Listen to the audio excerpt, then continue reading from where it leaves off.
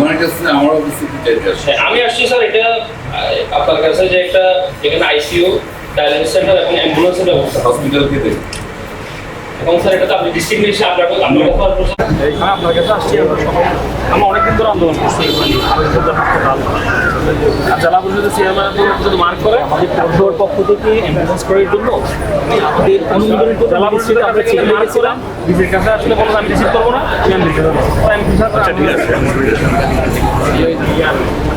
মানে এমন একটা অবস্থা আমাদের কারণে আপনি পারবেন বর্তমানে উপজেলা পরিষদের কার্যালয়ের সামনে দাঁড়িয়ে রয়েছি এবং আমরা ইতিপূর্বে জেলা প্রশাসক মহোদয়ের কাছে গিয়েছিলাম। তিনি আমাদের যে স্মারকলিপিটা এবং আমাদের যে চাহিদাপত্রটা সেটি গ্রহণ করেন।